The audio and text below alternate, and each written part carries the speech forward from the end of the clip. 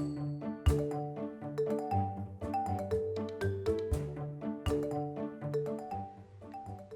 everyone, happy Thursday, BDA baby episode day, as it is for me.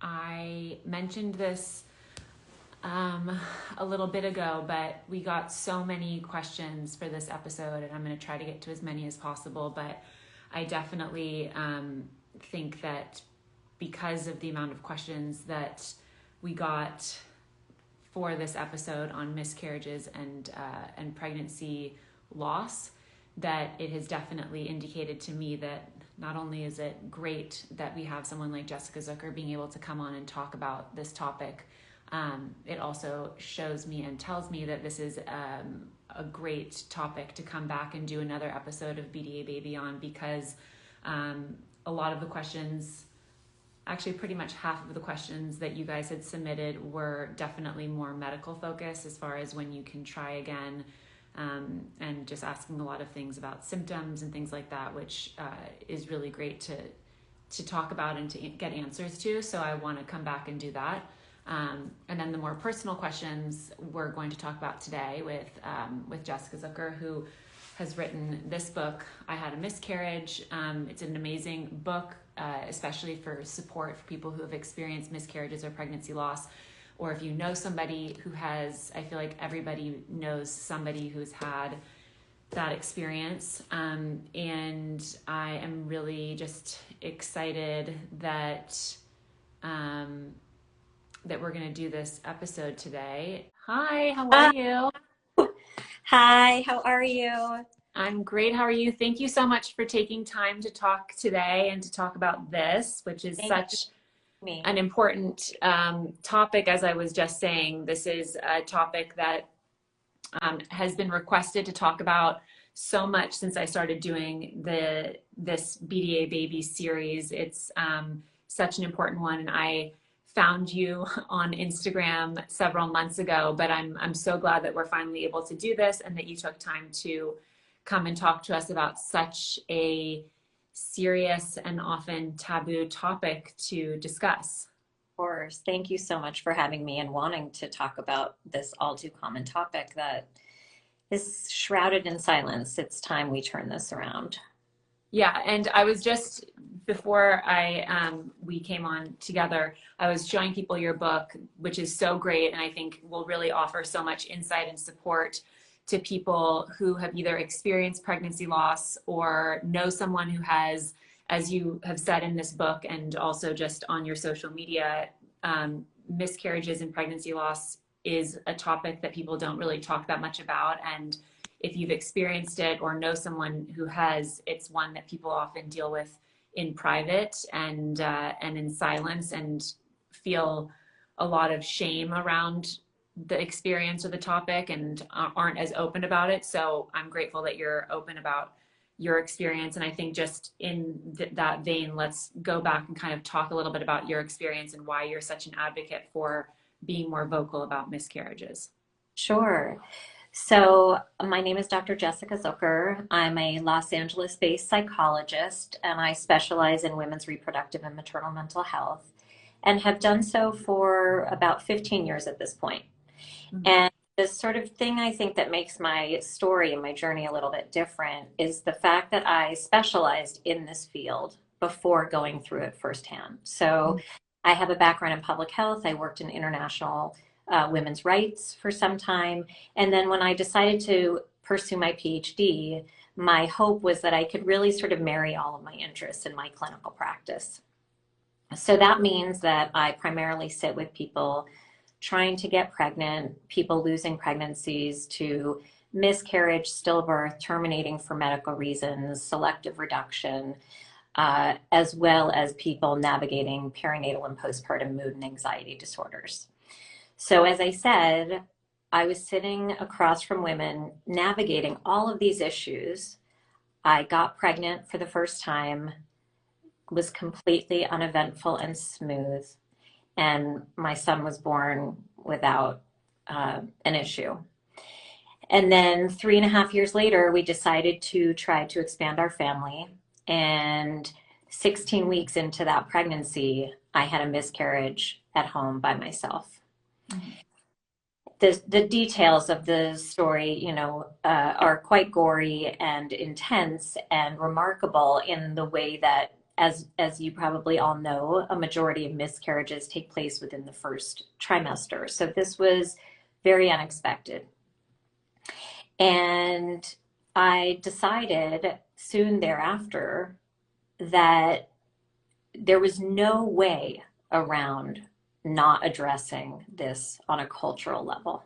Mhm. So my personal experience informed then how I returned to work, and how I was sitting with my patients who were navigating the very same thing. But because this topic is shrouded in silence, stigma, and shame, there's so much work we need to do around it.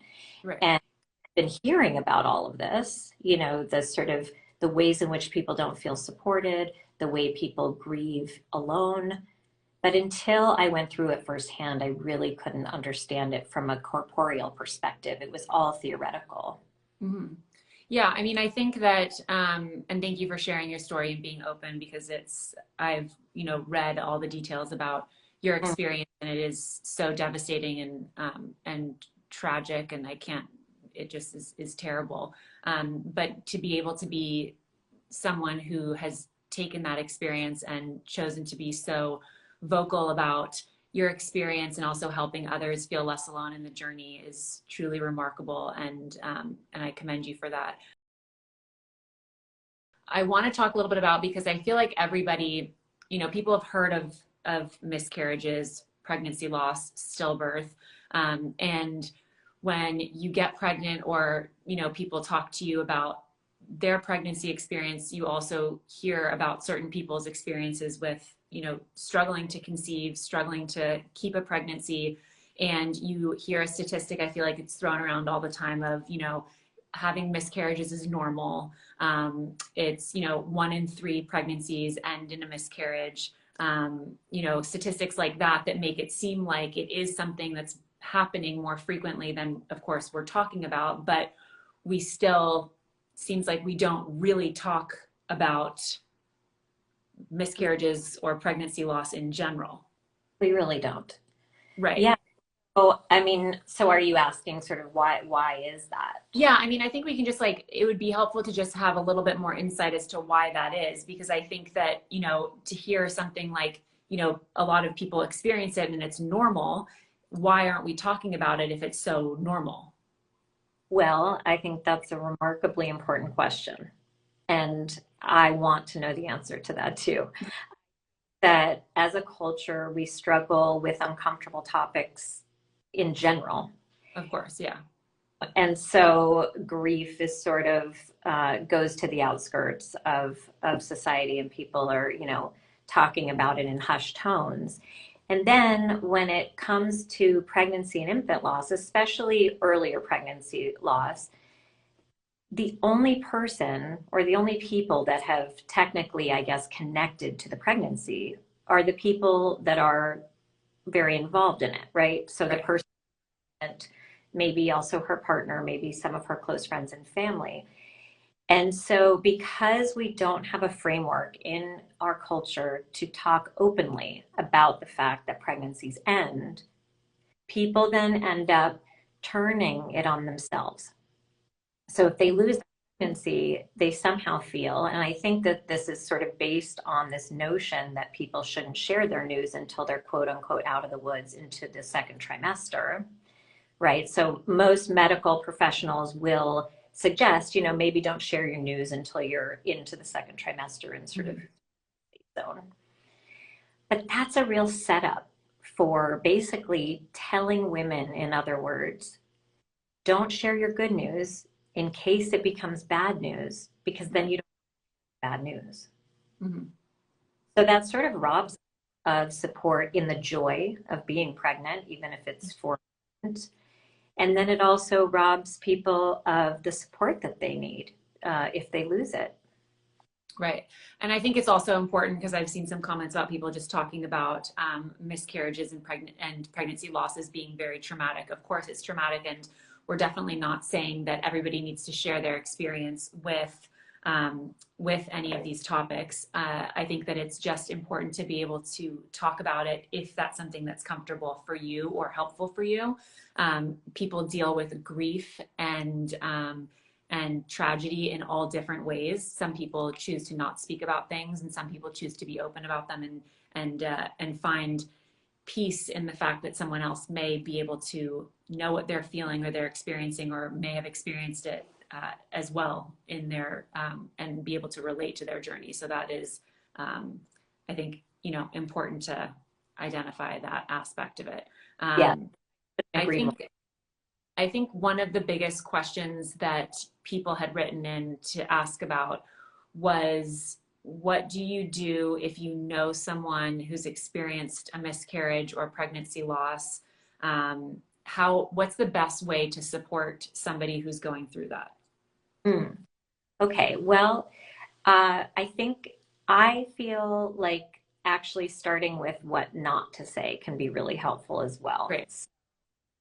So, you know, unfortunately, because of what we were just talking about, the fact that we're not really well versed in talking about grief and uncomfortable things, I think all too many people are relying on platitudes, outdated platitudes that don't really serve us. And oftentimes we don't really have a sense of somebody's sort of religious beliefs, spiritual beliefs, and we sometimes are tempted, I think, to project our own. Mm-hmm. I would heavily suggest trying to leave God out of the equation. So, all too often, people will say, God has a plan. God doesn't give you more than you can handle. Everything happens for a reason, these kinds of things. And then people also rely a lot on phrases that begin with at least. At least you know you can get pregnant. At least you have a thriving career. At least you have a healthy child. At least you were early on in the pregnancy. At least you were ambivalent about having a second child. Mm-hmm. And these come from loving places, right? I mean, we know that our loved ones care about us and want to get it right. And so it's not like anybody's trying to hurt somebody's feelings in saying these things, but oftentimes they just don't land well. Right. Is that because we're in such a porous state in the aftermath of loss, right? It's like hormones are ablaze. We've never been in this situation before, potentially. We don't know what is sort of happening within us, especially psychologically and physically. Mm-hmm. What we want is to feel connected. We want to feel supported. We want to feel loved. So I think if we just boil it down to the most kind of simple elements, people simply want to hear, I'm thinking about you, or how are you doing? I'm here to listen, or if and when you're ready to share about what happened, I want to be here to support you. Mm-hmm. And then in to sentiments like those, if people want to send flowers or food or a card or things like that, of course, that can be really loving as well. But I think the main thing that I've heard from my patients over, all these years, as well as in my Instagram community, is that people just want to feel like they're being heard. Mm-hmm. And so when we say something like, at least you can get pregnant, well, wow, that can be really alienating and overwhelming and sort of further isolating, because it's like, well, just because somebody got pregnant, they didn't stay pregnant. So being able to get pregnant is no consolation to them. Right. Plus, they wanted that pregnancy. Mm-hmm. So we have to be careful not to say things to sort of, I think when people say things like that, they're trying to stave off the feelings, the difficult feelings. And so if we can meet people where they are, I think we do better. What would you say to people who, a lot of people who experience miscarriage or pregnancy complications or pregnancy loss go immediately to the self-blame aspect, which I feel like as somebody who is trying to support another person or be there for another person, it can be really hard to help them out of that. You know, what's wrong with their body? Why can't they do that? There's that aspect of it that, of course, there's, you know, medical sides to people's situations and circumstances. And then there's a lot of people who, you know, beat themselves up or get to a place of being really down on themselves, of being critical of themselves in experiencing something like a miscarriage. What would be your advice for someone trying to support another person in that? Right. So you're right. You know, a majority of women, the research shows that a majority of women are turning to feelings of self-blame and shame and guilt in the aftermath. And so I see the antidote to that being twofold. One, we need the cultural apparatus to be able to talk about these things.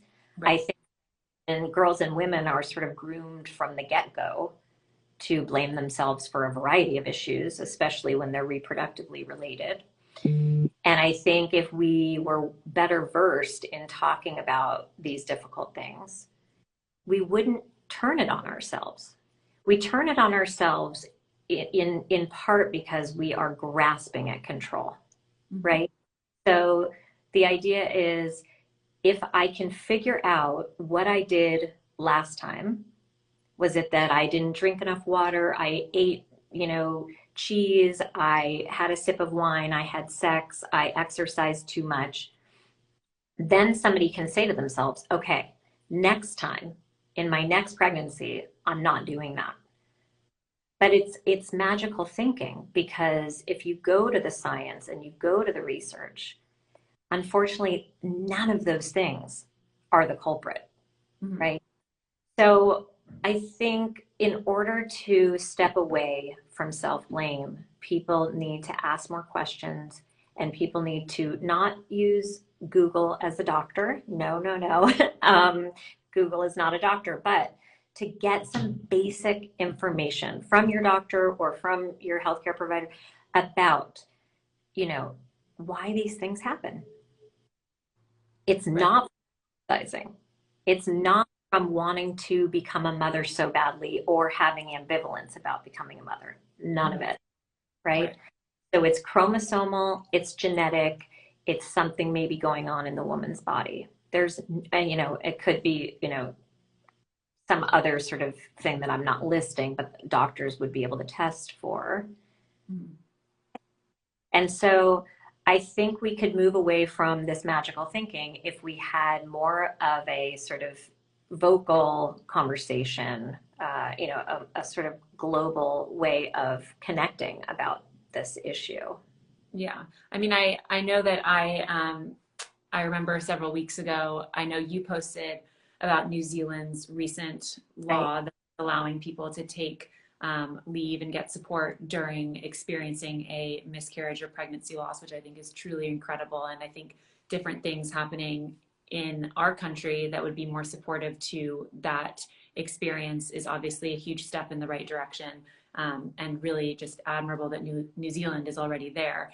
I think that, you know, also for people who have experienced pregnancy loss or miscarriage and want to conceive again or want to stay hopeful about getting pregnant again or being optimistic about that coming in their future, do you have any advice for people who might find themselves in that? Because a lot of people have written in saying they recently have experienced pregnancy loss, are currently experiencing miscarriages, or have in the past year, and are struggling with the ability to stay optimistic or positive about conceiving again. I know. This is such an important issue. And right, I mean, I struggle with being able to advise on this in my office, even right now, just this idea, like, how do we hold on to hope? It's such a radical notion when you've just lost something so badly wanted, right? No one can predict your future. I mean, patients ask me, like, so will I get pregnant again? And it's excruciating for me to not know the answer. Of course, And yeah. can't really guarantee anything either. But I think the only thing that we can do in moving forward with hope is to sort of rely on the information that we receive from the medical team. I mean, do they have hope? If they have hope and they can give you some facts around, well, your miscarriage was based on chromosomal issues. This happens in 1 in 4 pregnancies. There's no reason otherwise for us to think that you won't be able to conceive again and have a healthy child. Then I think, okay, the vulnerability around pregnancy is so unbelievable when you really think about it. Like I sometimes marvel at the fact that we have this bustling civilization because with so much loss and heartache, the fact that people push on and move forward and go on to have more pregnancies is sort of unreal. In my situation, I learned it was a chromosomal abnormality, and I look back now and I don't know how I sort of got my hope up enough to try again. But I think I just wanted to like go through the motions. I knew I wanted to at least try. And I guess I mustered hope on a daily basis because it's all I could do. Right. I don't know if that answers the question. It's so hard to, maintain hope when we don't know. But the truth is, in life there is so much uncertainty as it is. Yeah. So yeah, I think a lot of people, that I know who've experienced miscarriages or pregnancy loss or also just read from, posts that you've shared or that other people have shared, sometimes find it encouraging and optimistic and hopeful to be able to see that other people who've experienced loss are able to get pregnant again. And then, for some people that might not be the case, but for some people it is the case, and that can be really hopeful and encouraging. And then I think there are also, a huge amount of people who are partners in a relationship with someone who experienced that loss that also don't know how to be there for their partner. What's the right thing to say? What's the wrong thing to say? Do you acknowledge it? Do you want to just continue pushing forward and not really acknowledge it? Like, how do you, offer your support and love, but also be mindful of, can you hear us? Yeah. yeah. Okay. So I think the partner aspect is a really big and important topic that a lot of people also wanted to know about when it comes to someone experiencing loss. Yes. With partners, it can be kind of a normal, understandable outcome of loss to grieve in very different ways. Right. And right, so that it's normalized that of course the person who is pregnant is going to feel it differently than their partner, whether it's a man or a woman, that doesn't matter. It's really sort of about, when you're the pregnant one, you start to feel differently at go, right? You pee on the stick, you start, maybe have nausea, all the symptoms, and maybe start to connect with the pregnancy, maybe start imagining this future. So I think that the central thing is for partners to really try to communicate their way through it in the aftermath of loss. It can be to go to opposite corners of the house and grieve in their different ways, which again, initially I think can be okay, but ultimately it's so important to try to come back together and understand. So as I detail in my book, my husband and I had such different experiences in our grief. And if, from my perspective, he kind of shut down and got quiet, and I was concerned. I didn't know sort of where he had gone and what was happening inside of him. And it made me feel really more alone. And eventually, though, we came together and I learned that he was terrified. And so I think partners sometimes just don't get enough help themselves. Oftentimes I'm seeing the pregnant person in my office. I rarely see a partner coming in to talk about their grief. And I think it's because, the pressure is so much, like you said, on them to kind of keep things okay or look at a bright side or think about silver linings or things of this nature, but they need to know what they're feeling too, and there needs to be room for that. Right. I think also one of the tricky parts about knowing someone who's experienced a miscarriage, and I was actually just talking to my one of my cousins is pregnant, and she was telling me about the struggle to want to celebrate your pregnancy if you have a close friend who's struggling to get pregnant after having a pregnancy loss or has recently experienced a pregnancy loss while you are pregnant. Yes. Yes. So, yeah, I mean, yeah, we have to tread lightly there, right? Right. Because our friends, want us to be happy, and we want to also be present for their grief or whatever they're going through. So I think, that kind of conversation or that kind of celebration, it really so depends on the quality of the relationship and the limitation within it. So if it's a historical friendship, for example, and you can really talk to the person directly and say, like, you know, I am here for you. I love you. I want to hold your pain and also hold my joy. And, is this okay for you to hear about what I'm going through? But it gets pretty tricky. There's definitely not a roadmap for how to navigate that because, after you've had a loss, it almost looks like every single person on the street is pregnant. And it's so easy to assume that people got there unscathed. But even though, we can know the statistics, but somehow after your own loss, it feels like, am I the only one? Like, how are all of these beautiful people pregnant and glowing?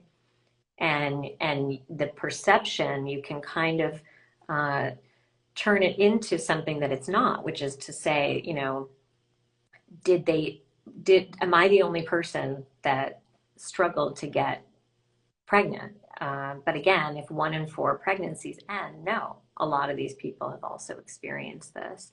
So we obviously can't just talk to strangers on the street about their experiences, but in friendships, I think we do have the opportunity to say, I'm here for you, even though I am now in this pregnancy. And what if you're the person that's experiencing the miscarriage and you are struggling with the ability to be happy and joyous for people around you who might be pregnant? I think you just have to really honor your feelings, all of them. Mm-hmm. It's the only thing that you can do. I give a lot of people a pass on going to baby showers. I definitely, don't think people need to push through those feelings in order to show up for everyone. I think it can be too painful. Again, it so depends on the circumstances of the person's life. But uh, you know, I think amidst grief, people really have to take the time they need, and there can be a lot of resentment that builds if they sort of push on and try to be happy for people when they really aren't. Mm-hmm. And And I think it's, you know, uh, sorry, what were you saying?